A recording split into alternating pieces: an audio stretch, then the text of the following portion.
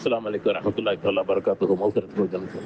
மௌலானா அவர்களே, அல்லாஹ் சுப்ஹானஹு வ தஆலா நம்ம உடம்புல இயற்கையாக நோய் வந்தா என்ன ஆகும், என்ன என்ன நடக்கும் அப்படிங்கிற சிஸ்டம் ஒன்று வச்சிருக்கான். அது கொஞ்சம் லேசா புரிஞ்சுக்குவோம். நம்ம உடம்புல வியாதியோ இந்த நோய் ஏதோ வந்துருச்சு அப்படின்னாக்கா, நம்ம உடம்புல இயற்கையாக எல்லாம் படிச்சு வச்சுக்க நோய் எதிர்ப்பு சக்தி வேலை செய்ய ஆரம்பிக்குது. அது என்ன செய்யுது, உடம்பு கிருமினால உண்டாகின நோய், ஜுரம், அதாவது அடிபட்டா என்ன செஞ்சிருது, அதனால ஜுரம் உண்டாகுது. ஜுரம் எப்படி உண்டாகுதுன்னா, கிருமி, அதாவது நோய் எதிர்ப்பு சக்தி மூலமா பாக்டீரியா கிருமிகள் உருவாக்கப்படுது ரத்தத்தில் உருவாக்கப்பட்ட நோய் எதிர்க்கிற சக்தி அதிகப்படுது. இது இயற்கையாக வச்சிருக்க சிஸ்டம். இது யாருக்கு வேலை செய்யாம இருக்கும், அவங்க மருந்து மாத்திரை மூலமா சரி பண்ணிக்கிறாங்க. பார்க்கலாமா? அப்ப மருந்து மாத்திரை மூலமா என்ன நடக்கும் அப்படின்னாக்கா, நோய் குணப்படுத்தாது. மருந்து மாத்திரை மூலமா என்னன்னா, அந்த வேதனையை மறக்கடிக்க செய்யும். உதாரணமா ஒருத்தருக்கு அல்லத்தில் நோய் மூலம் வேதனை கொடுக்கணும் அப்படின்னாக்கா, முதல்ல அவங்க உள்ளத்துல அல்லத்துல ஒரு வேதனை கஷ்டத்தை உண்டாக்கலாம். முதல்ல உள்ளம் தான் அதுல புண்படுது, வேதனை என்றும். இப்போ உள்ளத்துல இந்த மூளைக்கு உத்தரவு போகுது. மூளைக்கு உத்தரவு கிடைச்சாங்கன்னா அது பாக்டீரியாங்கிற கிருமிகளை உற்பத்தி செய்ய ஆரம்பிக்குது. இதுதான் பேசிக் சிஸ்டம். இது இயற்கையாகவே எல்லாம் வச்சிருக்கான். ஆதம் அலைஹிஸ்ஸலாம் காலத்துல கியாமத்து நாளைக்கு இது எல்லாம் வச்சிருக்கிற ஏற்பாடு. யார் இதுக்கு இது மேல நம்பிக்கை இல்லையோ அவங்க மருந்து மாத்திரையே அவங்க தேட ஆரம்பிச்சிடறாங்க. அது குஃபர் கிடையாது. மருந்து மாத்திரை தாராளமாக இருக்கலாம். இந்த சஹாபாக்கள் காலத்தில் என்ன நடந்துச்சு, அலி ரலியல்லாஹு அவங்க உடம்புல ஒரு அம்பு தச்சிருச்சு, ஒரு ஈட்டி அம்பையே பாஞ்சிருச்சு. அவங்க அதை எப்படி தீர்த்துக்கிட்டாங்க? அது சம்பவத்தில் என்ன சொல்லப்படுது, அவங்களை தொழ சொல்லுவாங்க. 2 ரக்காத் தொழுவதற்கு நீயத்து வச்சுக்குவாங்க. நீயத்து வச்சிட பிறகு அவங்க தொழுகையில ஓர்மையாகி இந்த உலகத்தையும் மறந்துடுவாங்க. எப்படி அந்த நம்ம தக்பீர் கட்டவுடனே தக்பீர் மூலமா எல்லாமே ஹராம் ஆயிடுது. தக்பீர் கட்டின பிறகு எல்லாமே ஹராம் ஆயிடுது. அல்லாஹ்ட்ட பேசுறோம் அப்படிங்கிறப்போ அல்லாஹ்க்கு நம்ம எந்த சிந்தனையும் ஹராம் ஆயிடுது. சாப்பிடுறது ஹராம், குடிக்கிறது ஹராம்.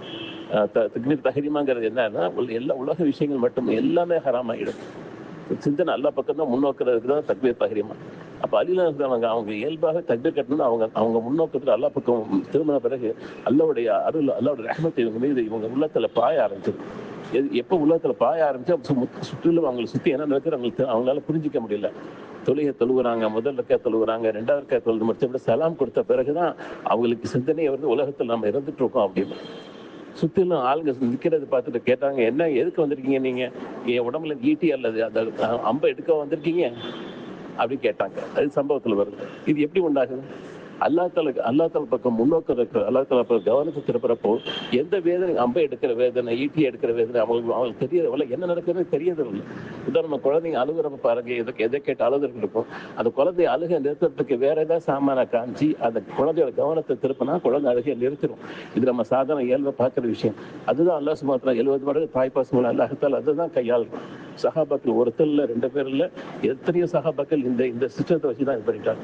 அதுக்காக மருந்து மாத்திரை ஹராம் நான் செலவில்லை. நபி ஸல்லல்லாஹு அலைஹி வஸல்லம் உம்மத்துக்கு கற்றுக் கொடுத்திருக்கிற விஷயங்கள் நோய் நிவாரணிகள்ல இந்த மாதிரி தொழுகையும் ஒரு நோய் நிவாரணி. அதே போல தேன் சாப்பிடுறது, கருஞ்சீரகம் சாப்பிடுறது, திப்பு நபிகள் என்னென்ன சொல்லியிருக்காங்களோ எல்லாமே அனுமதிக்கப்பட்டதான். யாருக்கு என்ன சூட் ஆகுமோ, யாருக்கு என்ன ஒத்து வருமோ, யாருக்கு என்ன பிரயோஜனமோ, மனசு ஒப்புதல் ஆகுமோ அதை தாராளமாக பயன்படுத்தலாம். அப்போ தொழுகைகள் இவ்வளவு விஷயங்கள் இருக்குங்கிறத நம்ம உணரணும். வெறும் சம படிச்சுட்டே போறது விஷயம் இல்லை. ஒரு நாள் அபூ ஹுரைரா குப்புறப்பட்டிருந்தாங்க. நபி ஸல்லல்லாஹு அலைஹி வஸல்லம் கேட்டாங்க, என்ன வயிற்று வலியா அப்படின்னு கேட்கிறாங்க. ஆம் அப்படின்னு சொல்லி பதில் சொன்னவொன்னே நபி ஸல்லல்லாஹு அலைஹி வஸல்லம் சொல்றாங்க, போய் தொழுகிறாக அப்படின்னு அபூ ஹுரைரா சஹாபி கட்டளை கொடுக்குறாங்க. இதே போல மற்ற சஹாபாக்கள் என்ன மருத்துவம் இருக்க சொல்லியிருக்கிறாங்க. ஒரு பெண்மணி என்ன செஞ்சாங்க, அவங்க வலிப்பு நோய் இருந்துச்சு. அதுக்கு துவா செய்ய சொல்லி நபி ஸல்லல்லாஹு அவங்கள்ட்ட வராங்க. அவங்க சொல்றாங்க, நான் துவா செய்யறேன், நான் துவா செஞ்சா உனக்கு ஷிஃபா கிடைக்கணும். ஆனா நான் துவா செய்யாம நீ இந்த வலிப்பு நோயிலேயே மரணம் அடைஞ்சனா உனக்கு சொர்க்கம் கிடைக்கும். ஷிஃபா வேணுமா சொர்க்கம் வேணுமா கேட்டோம்னா அந்த பெண்மணியை சொர்க்கம் வேணும்னு சொல்லி அந்த சாய்ஸா எடுத்துக்கிட்டாங்க. இது போல எத்தனையோ சம்பவங்கள் இருந்துட்டு இருக்கு. ஆனா எல்லாமே கித்தாபுல தான் இருந்துட்டு இருக்கே தவிர நம்ம செயல் ரீதியா நம்ம என்ன செயல்பட ஆரம்பிக்கல. இது எப்பதான் செய்யப்போம்? நம்ம ஈமான் என்ன பலகீனமா இருக்குதா? மருந்து மாத்திரை நோய் வந்துருச்சுன்னா உடனே டக்குன்னு அந்த மருந்து சாப்பிடலாமா, இல்ல இந்த டாக்டர்கிட்ட போலாமா அப்படின்னு தான் நம்ம கொஞ்சம் கூட அந்த வேதனையை சகித்துக் கொள்ள தயாரா இல்லை. அந்த கொஞ்ச நேரம் உண்டாகிற வேதனை மூலம் எவ்வளவு பாவங்கள் மன்னிக்கப்படுதுன்னு குர்ஆன் ஹதீஸில் சொல்லப்பட்டிருக்கு. அந்த வேதனை நம்ம உணர தயாரா இல்லை. எல்லாத்தையும் அவசரம் காட்டுற மாதிரி இதுலயும் அவசரம் காட்ட பார்க்கணும். அது போல ஒரு மனுஷனுக்கு இன்பத்தை கொடுக்கணும் அப்படி அல்லாஹ் தஆலா அளிச்சா அதுக்கு அல்லாஹ் தஆலா உள்ளத்துல அடியானோட உள்ளத்துல இன்பமான விஷயங்களை சுரக்க செய்யறான். அவனோட அருளை அல்லாஹ் தஆலா உள்ளத்துல பாய்ச்சிக்கிறான். உள்ளத்துல அருள் பாயும் போது சுரக்கும் பொழுது அவனுக்கு இந்த உலகத்திலேயே ஏழையா இருந்தாலும் சரி, பட்டினியில இருந்தாலும் சரி, அவனுக்கு ஒரு இன்பம் தெரிய ஆரம்பிக்கும். ரமலான் மாசம் வருஷம் ஃபுல்லா ரமலான் மாசம் இருக்காதா தெரியாத ஏன் துவா செய்யறாங்க? ரமலான் மாசம் அல்லாஹ்தால அருள் மழை பொழிய ஆரம்பிக்குது. அவங்க நோன்பு வச்சிருக்கங்கிற ஃபீலிங்கே வருதில்லை. அதனால எப்படா ரமலான் வரும், நம்ம எப்படா ரமலான் வரும் காத்துட்டே இருக்கிறாங்க. வருஷம் முழுவதும் ரமலானா இருக்கக்கூடாதா அப்படின்னு அல்லாஹ்ட்ட துவா செய்யறாங்க. அந்த அந்த அதனால அல்லாஹ் செய்யற அமல்கள் ஒரு இன்பம் இருக்கு, சுவை இருக்கு, ருசி இருக்கு. அதை நம்ம உணரணும். அதை உணர்றதுக்கான தௌஃபீக் அல்லாஹ் தான் கொடுக்கணும். தயார் செய்யறது மூலமா வராது. அதுக்காக முஜாஹித தியாகம் செய்ய வேண்டியிருக்கு. முதல்ல நம்ம ஈமான் யக்கீன சரியா ஈமானை வந்து உறுதியாக்க வேண்டியிருக்கு. அதுக்கப்புறம் தான் முயற்சி செய்ய வேண்டியிருக்கு. இதுக்கு எல்லாம் அல்லாஹ்ட்ட தான் கையேந்துவோம். இன்ஷா அல்லாஹ் தௌஃபீக் செய்வாராங்க. அஸ்ஸலாமு அலைக்கும் வரஹ்மத்துல்லாஹி தஆலா வபரகாத்துஹு. மக்ஃபிரத்துஹு ஜன்னத்துஹு.